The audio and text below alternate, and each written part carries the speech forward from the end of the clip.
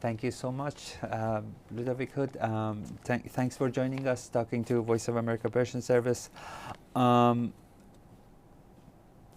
told you in an introduction that you're a senior advisor to the Office of the Combating Anti-Semitism at the State Department, but could you give us a little bit more background of yourself? Because I think the direction you had in your career till now, that gives us a much better context on what we're going to talk about today. Excellent. Well, Kambiz, thank you, and thank you to your colleagues at VOA Persian Service for this kind introduction. My colleague, Ambassador Lipstadt, is also grateful that we can talk about the work of our office to your audience. Yeah, so my name is Ludovic Hood. I'm a career US diplomat. I've been with the State Department for almost 20 years, and my focus has been the Middle East. It's amusing. I originally joined wanting to work on East Asia because I grew up in Hong Kong, and I thought I would go back to that part of the world, but they sent me to Kuwait, and then Bahrain followed. And I've very much enjoyed working on the Middle East. I've done 3 assignments in the Middle East over the last 17, 18 years.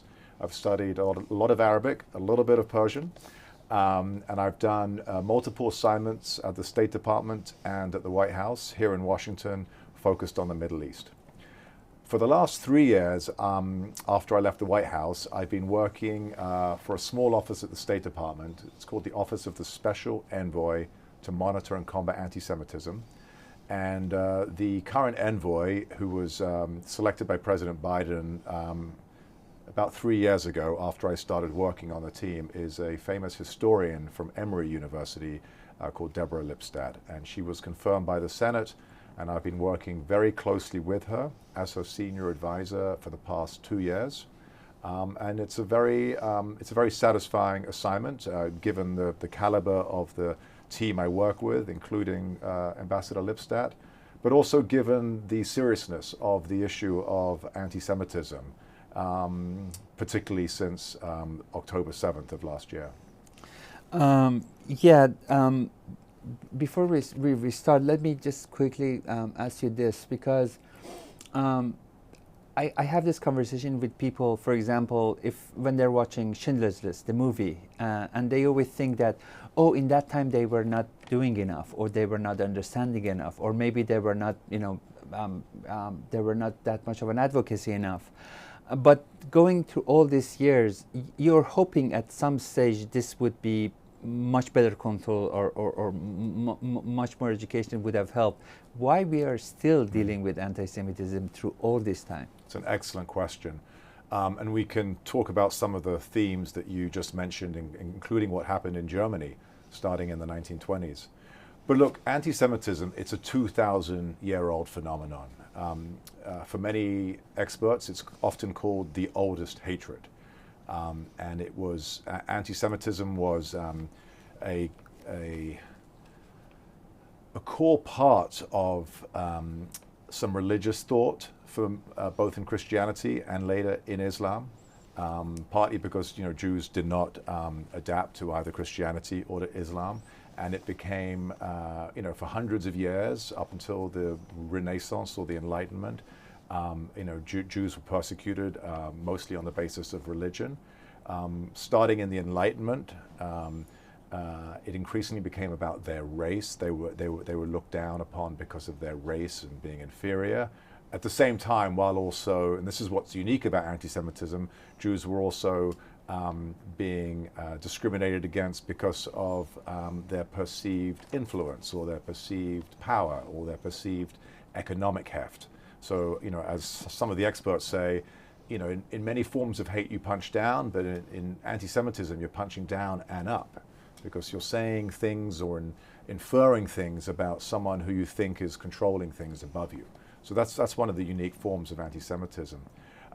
More recently, in the last few decades, many experts believe that anti-Semitism is increasingly being manifested through intense anti-Israel activism. And obviously we're seeing a lot of that play out now. But to go to your question, it's a 2,000-year-old problem. Anti-Semitism has reared its ugly head time and time again for Jewish communities, not only in Europe, but in many parts of the Middle East and North Africa. And don't forget, there were 1 million Jews living in Arab countries up until the 1940s. And most of them left in the 40s and 50s and 60s. There's hardly any Jews left in Arab countries, as you know. What we're dealing with now in 2024 is a combination of very old-fashioned religious-based anti-Semitism, racial-based anti-Semitism, anti-Semitism to do with the politicization of the founding of the State of Israel. And it's a very challenging time, for people who want to deal with this particular form of hatred. And as I can explain, maybe in other questions, it is linked to other kinds of hatred and prejudice.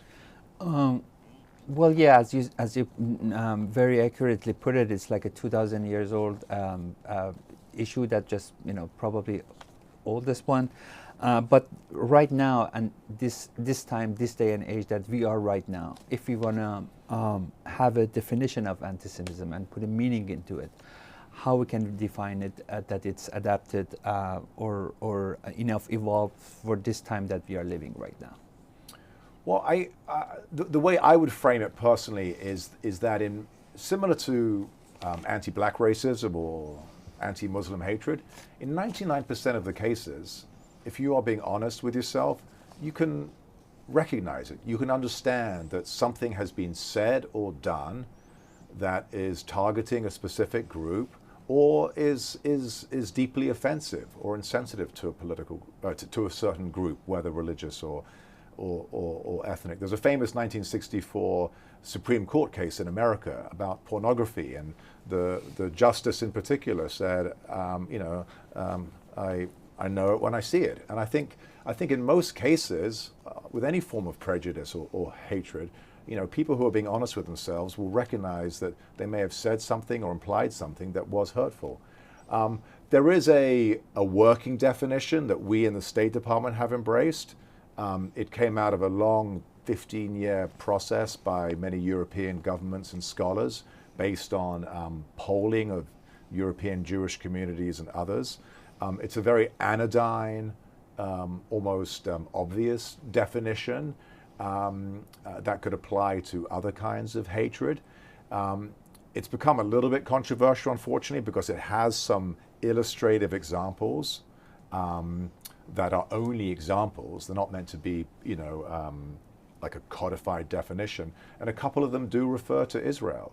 For example, one of the examples, says it's anti-Semitic to blame Jewish people in general in the US or in Australia for the actions of the State of Israel. I mean, that's obvious. You don't blame American Catholics because of a disagreement you might have with the Vatican's foreign policy, or even the foreign policy of a Catholic country, like Spain, for example. You don't suddenly take it out on American Catholics, right?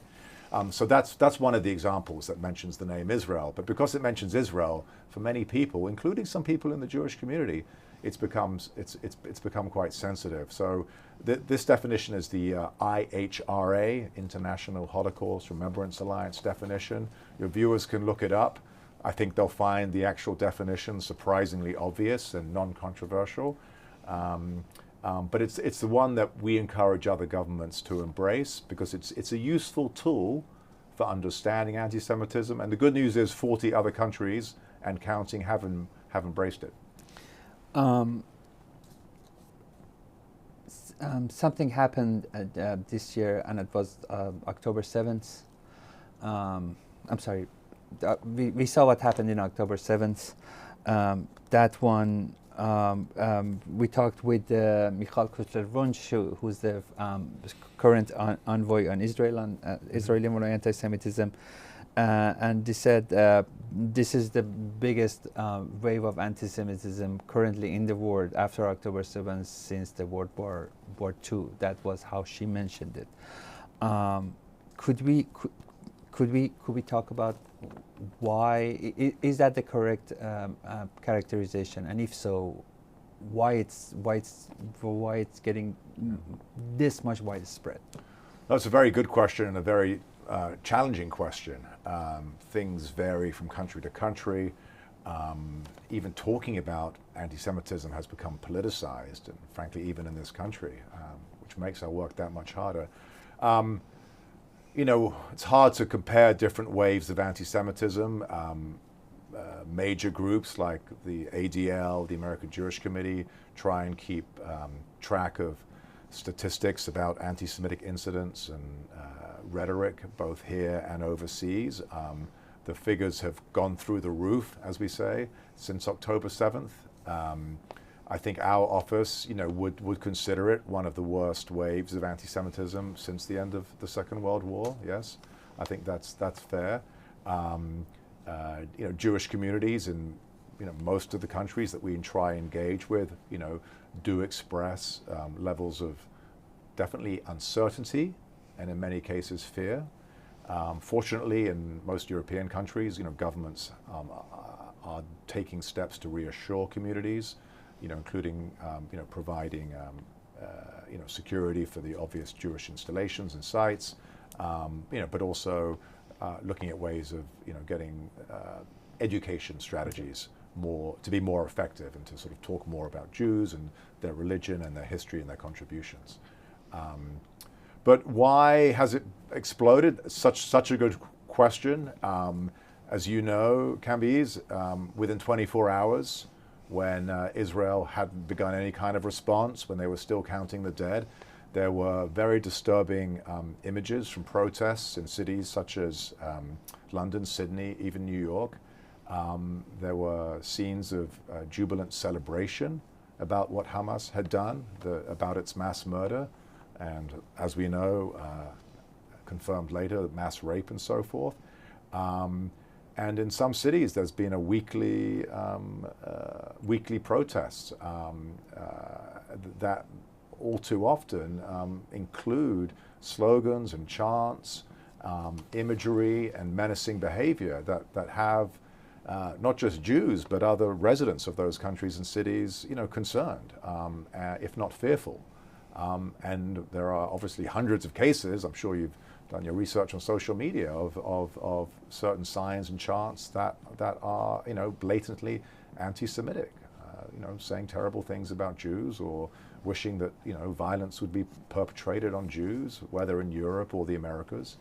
And so, you know, it's, we're still, I think books will be written about why this explosion happened, the way it happened. Some of it may be tied into, you know, organized efforts to agitate against the state of Israel, and to make that kind of activism also about people's sense that somehow Jews generally are controlling government's policies on Israel, or even, you know, in an even more offensive way, you know, even controlling the countries they're in. This goes into all the old-fashioned anti-Semitic tropes and conspiracy myths that are out there. You know, it seems that in some parts of the Americas, some of the tactics and images you see remind some people of anti-capitalist or Antifa type protests. You know, you've probably seen the many images and videos of people who are interviewed at these protests, and they have no idea what they're talking about. They have no idea of the history of the Ottoman Empire and the colonial era and the UN's establishment of the State of Israel and the partition. They have no idea from which river to which sea they're chanting about. You know, I think, you know, some people are going out there because they think they're part of, you know, some other kind of activism. But you know, where things get very problematic and dangerous is when they start to quickly buy into these anti-Semitic conspiracy myths. No, the reason I asked you that question is that because we made certain progresses over these years. We learned something, we know better, we changed some things, we changed our understanding, we changed our positions. But yet to be honest, for example, Russia invaded Ukraine. Not called for. You know, there was no reason. Just decided to take up the country. That death and destruction that it brings to that country and still goes on with the families and civilians and everything. That is something that anyone could understand and could agree. But as you said, on October 7th, something horrific happens. but then the reaction goes to a different type of spectrums that it's even very hard to understand and fathom. Not just in in the region, but here in the United States and in Canada and Western Europe, which are democratic, open-minded over. So why the same thing just goes to this much of a different direction when it comes to anti-Semitism and when it's about Jews?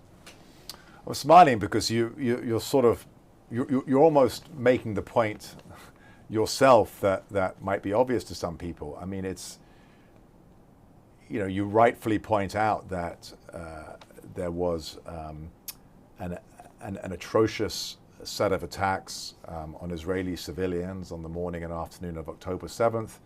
Hundreds of civilians killed, over 1,000 Israelis total killed, 3,500 injured. In almost any other situation, global sympathy would have rushed to the victim. But in this case, it feels like the opposite happened. And you have to ask why, and what is it about Israel? It's a Jewish state. There are other things going on with history and the terrible inability of the actors and the international community to find a way to bring about a resolution to the Israeli-Palestinian dispute. But that in no way excuses or in any way can be a justification for the awful, unacceptable violence and crimes of October 7th. This goes without saying. There was simply no explaining away what Hamas did, and there was no justifying Hamas's actions both then and now. And there is also no denying that Hamas itself is a deeply anti-Semitic organization whose charter, even after it pretended to revise its charter, still calls for the wholesale slaughter of the Jewish people and the destruction of the state of Israel. And you also have to think about the backers of Hamas. One of which is a regional power, which itself has called for the elimination of the state of Israel, which by definition means the mass expulsion or the mass murder of its Jewish inhabitants. There are some, as you pointed out, there are some movements or parties or states that benefit from anti-Semitism, and they would love to see it just go on and everything. When do you see the whole anti-Semitism from individual to culture to state-run anti-Semitism? What are all these to have in common? It's a great question, and it actually it connects to one of our main messages as an office at the State Department right now. Anti-Semitism is much more than just a threat to Jews and Jewish communities. Anti-Semitism, history shows, is a bellwether for other things happening in a society, in the way the country is being governed, the way its politicians are speaking. And anti-Semitism can also be a very effective way of creating uncertainty and even instability. So we've increasingly been talking to our foreign counterparts diplomatically about viewing anti-Semitism as a multi-tiered threat to Jews and Jewish communities, a threat to governance, both in democracies and even in non-democracies, and then also to international stability. And to go to your excellent question, you've done some research, obviously. Yes, we are concerned at the State Department that some actors in the international system recognize that anti-Semitism is a very useful wedge issue, easily politicized issue to sow dissent, particularly in democracies with all of our freedoms, particularly freedom of expression and so forth. So they have, as my colleague Ambassador Lipstadt has spoken about in public, there are indications that the Russian government, is looking at ways and has done things in cities like Paris and elsewhere to fan the flames of anti-Semitism. We've also, my office, been very concerned about what's been happening on Chinese government censored social media platforms and search engines. After October 7th, there was this unprecedented and seemingly inexplicable surge in anti-Semitic tropes, cartoons, discourse online in China, in a country with almost no history of anti-Semitism. And we're still trying to understand that, and there have been conversations. The Israelis are obviously concerned. But it seems that, you know, Beijing may view this as a way to curry favor with some countries around the world who are particularly focused on the Palestinian issue. Whether sincerely or not, you and I both know that there are many countries that, you know, leverage the Palestinian cause for their own purposes, not for the sake of the poor Palestinian people. So, you know, we have Russia and China, our two main strategic competitors, foes, if you will, who are, you know, who, as you say, are you know, recognize that anti-Semitism can be a useful way for their purposes to create problems in the West. You said state players. This is something that I'm tackling with when I'm thinking. Hamas is a terrorist organization in the list of United States. By the United States, it's a terrorist organization. The biggest backers of Hamas are Islamic Republic of Iran, Turkey, and Qatar. Islamic Republic of Iran is different, we know. Turkey is a NATO member. Qatar is supposed to be non-NATO ally, much closer to the Western Europe or so. It's not going to that anti-Semitism, but I'm still not getting at what is it about these three that brings them together in one thing that it should not happen. Kambiz, I'm here to talk about anti-Semitism around the world, in overseas countries. I've lived in some of the countries you've mentioned. You know, you know, I should let my colleagues in the Middle East Bureau answer those questions. You know, suffice to say that we obviously have very public discussions with some of the countries you mentioned, as you know, weekly in some cases right now, regarding the crisis, regarding the hostages. You know, it's you know, the Middle East is a wonderful tapestry of different actors with different interests and relationships. And the U.S., for many of them, is arguably their foremost strategic partner, but they have their other historical partnerships and relationships and spheres of influence. And, you know, we in the State Department navigate that, as do the European governments and increasingly the East Asian powers. You know, there's plenty of dialogue about these issues, and particularly about the one you just raised. Yeah. Sorry, it was not in the scope. I just, you know, I just want to share it so we just notice it. So, you mentioned China and what you've seen there with the anti-Semitism. Islamic Republic of Iran, I think the last administration, State Department of last administration, I think Secretary Pompeo called Islamic Republic of Iran world #1 supporter of anti-Semitism in the world. I wanted to ask if you agree with that characteristics, and you had a background in Middle East and you see how it's working over there. Is it complicated for the Islamic Republic to do this over there?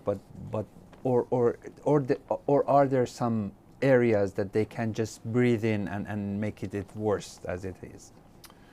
Well, I don't think my office isn't in the business of ranking, you know, who's the worst. We are in the business of calling out and condemning anti-Semitism. If you look at our statements, including on X, formerly Twitter, you know, we have called out the supreme leader of Iran at least a couple times in the last year or so for anti-Semitic, you know, statements, rhetoric.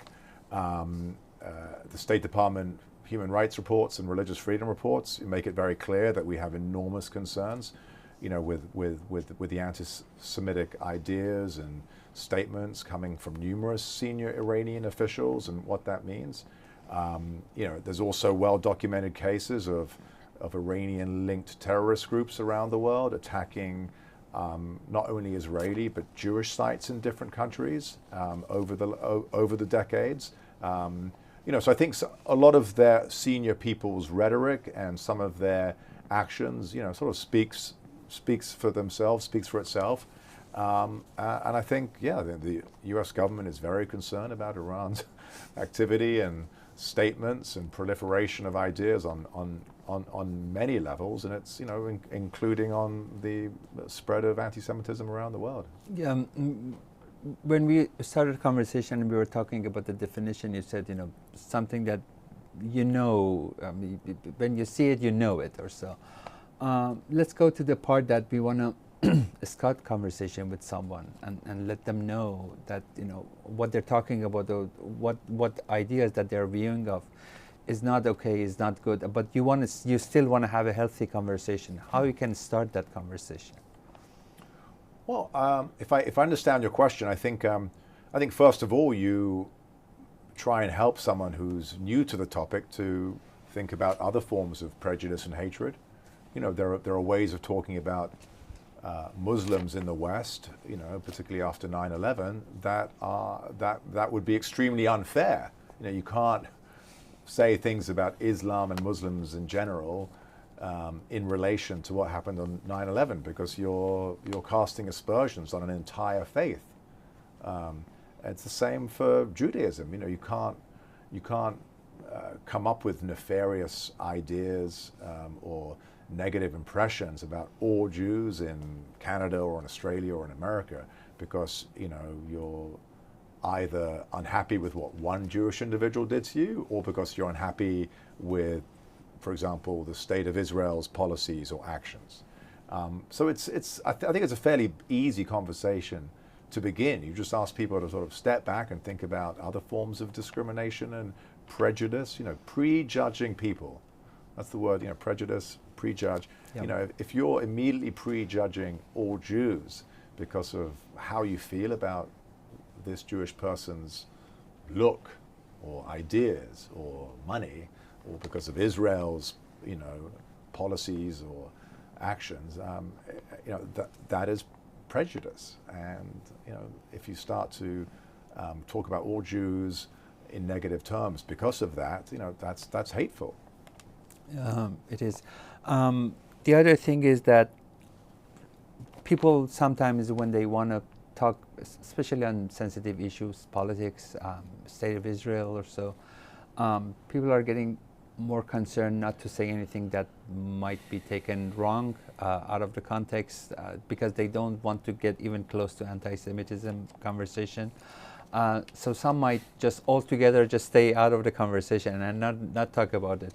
Could you just open it up to us that you can be criticism of Israel, government of Israel, country of Israel, whatever, but don't fall into the anti-Semitism narrative that runs around it? Well, first of all, I would argue that in many settings right now, the opposite of what you just described is happening, is that people are too ready to jump on a aggressive anti-Israel bandwagon without knowing much about the conflict or about the peoples or the religions, and are more than happy to say things about all Israelis and sometimes about all Jews.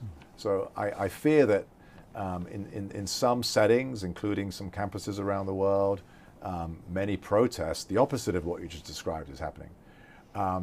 Now, it goes without saying, it's obvious that any criticism of Israel or its government actions that you would level at any other government or country is not anti-Semitic. It goes without saying. And we get a lot of questions along these lines, and I personally find it sort of either a distraction or, if not, a little bit disturbing. I mean, anti-Semitism, or Jew hatred as some people call it, it's out there. We're seeing it increasingly, even in this country. Tragically, President Biden had to condemn multiple incidents in New York City just last week. When you talk about this kind of hate, or you talk about anti-black racism, the emphasis should be on, appropriately recognizing it, condemning it, and then taking steps to fight it, rather than focusing on, well, maybe this kind of protest against Israel is actually okay because it's about Israel and about the Gaza war. But if it's crossing lines, you've got to be clear-eyed about that, and you've got to recognize it. And if it, again, several things happened last week in this country that compelled even our president to put out a tough statement. We talked about October 7th and the rise of anti-Semitism. What are the things that we have to keep in mind when we want to have a conversation on issues sensitive like this, so we don't fuel any kind of hatred? At the same time, we can be critically just right to the point that we want to make an argument. One friend of mine from my graduate school days, who's also in Washington, in the weeks afterwards, she made such a good point to me that has resonated and is directly related to your question. There's been a surprising lack of empathy about the current conflict, and by extension into debates about the Middle East, about Judaism and Islam, and there's people just aren't reaching out to each other. And even in university campuses around the world, which are supposed to be the safest place to have these discussions underpinned by proper research and professors who are allowing such discussions to flourish, we're actually seeing the opposite. People are dug in, they're taking extreme positions, they're no interest in hearing from the other side. So again, if I understood your question correctly, what we need to come to our collective senses about these issues and find ways to have dialogue, to separate the war from other concerns that different activists may have in Europe or South America or North America, and particularly to talk to the perceived political foe or the perceived other side. Usually when we talk about anti-Semitism, how to combat it, how to stop it, it's mostly cultural approach, common sense, understanding, open minds. But there are some punitive measures from time to time against anti-Semitism. You stop publishing this, you cannot say this word, you cannot do this. So do you think punitive measure works to stop anti-Semitism? Well, different countries take different approaches.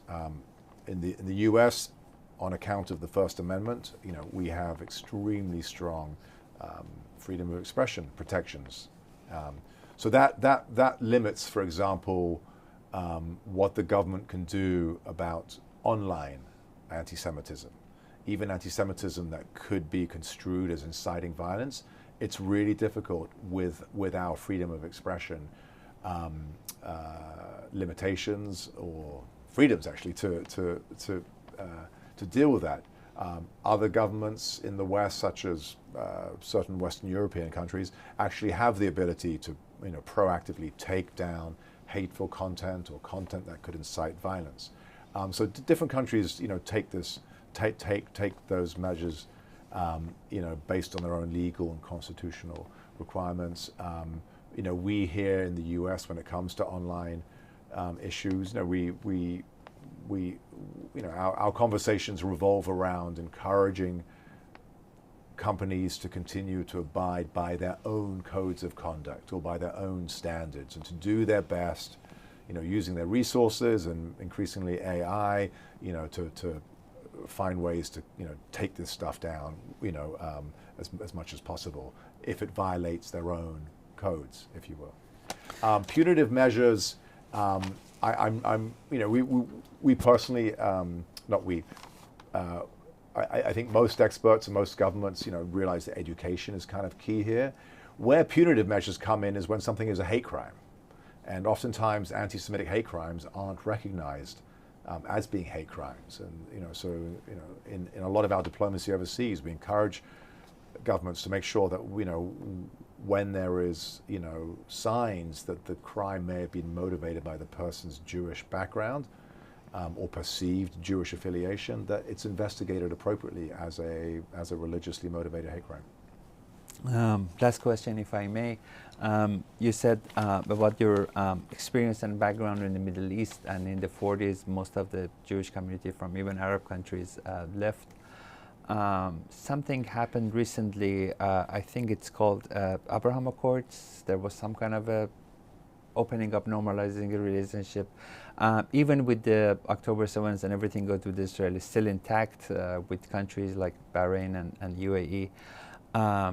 Do you think this would be a new set of standards in the future as we're going through to understanding? I'm so glad you asked this question, because before October 7th, making progress in the Middle East and North Africa was definitely among Ambassador Lipstadt's priorities for her time in government. It was the issue I was personally focused on the most. She and I traveled to the region multiple times. Her first trip as the special envoy wasn't to France, wasn't to Poland, it was to Riyadh.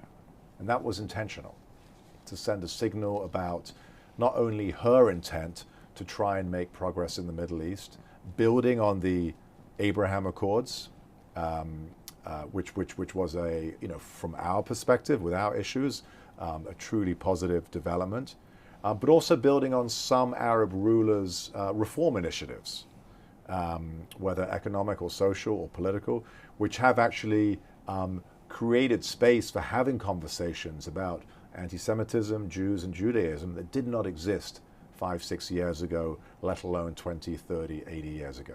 So that's all positive from our perspective.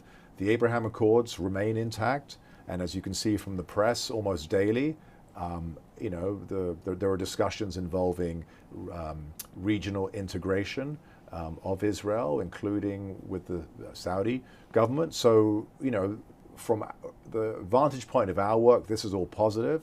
And, as this administration has made clear, we want to see more progress on regional integration, the current conflict notwithstanding.